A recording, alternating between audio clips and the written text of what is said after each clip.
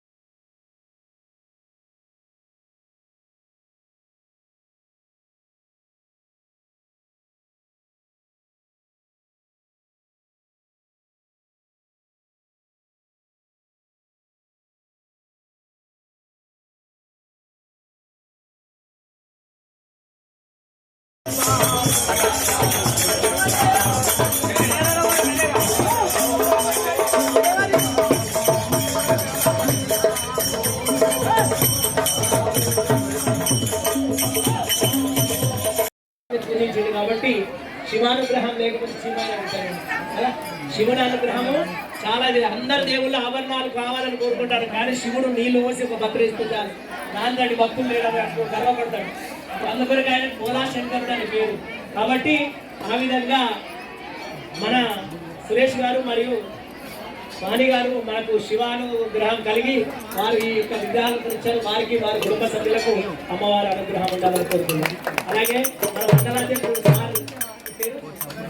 రమేష్ గౌడ్ సరదిష్కుదాని తేన పవిత్రేణ శుద్ధేన భూతాః అదివాప్మానవరాదిందరేమ నమస్కరందాయ మూర్తయే సహస్రపాదాక్షిరోర్వాహవే సహస్రనామ్నే పురుషాయ శాశ్వతే సహస్రకోటి యుగధారిణే నమః. ఓం. అయ్యా పాదాలంటే సాక్షాత్ శివుని పాదాల విగ్రహం కడగచ్చు కదా అంటే అంటుకుంటారు కదా మీరందరూ. కానీ ఇక్కడ శటకోపం అంటే శివుని పాదాలు మనం నెత్తి మీద పెట్టారు. గుళ్ళకి వెళ్ళినప్పుడు ఎందుకు పెడతారు తెలుసా? అక్కడ రాముల వారి అయితే రాముల వారి పాదాలు ఉంటాయి, శివుడు అయితే శివుని పాదాలు ఉంటాయి. కాబట్టి ఆ పాదాలను అక్కడ ఉంటాయి కాబట్టి అవి కడిగి వాటి మీద ఈ యొక్క శివుని యొక్క అనుగ్రహం ఉంటుంది. కాబట్టి వాటి పాదాలు కడగడంటే డైరెక్ట్ విగ్రహాలు కడగకూడదు. ఇక్కడ ఎవరైతే శటకోపం అని ఉంటుంది దాని మీదే పాదాలు ఉంటాయి కాబట్టి ఆ పాదాలను కడగడం జరుగుతుంది. పాదాలు కడిగి ఓం నమ ఒకసారి ముట్టుకొని దండం పెట్టాలి, లేదా చూసి దండం పెట్టి అక్షతం తీసి ఓం పాదోస్య విశ్వభూతాని త్రిపాదస్య మృతం దేవి త్రిపాదూర్వ ఉదయ పురుష పాదోస్య భవాత్మనః. మీరందరూ ఎవరో తెలుసా? మీరందరూ వచ్చిన పార్వతీదేవి తరపున, మా మండలాధ్యక్షుడు బాబా శివుడి తరపున ఒక్కరే, ఆయన ఒక్కడే చాలు ఆయన తరపున ఉండేదానికి. మీరందరూ పార్వతీదేవి తరపున వచ్చిన వాళ్ళు. ఎందుకంటే బలగం పిల్లల్ని కూడా పిల్లగాడు వచ్చినప్పుడు పిల్లగా చేగుళ్ళ గోత్రోద్భవస్య చెగులూరి గోత్రోద్భవస్య నర్సరెడ్డి నామదేశ్య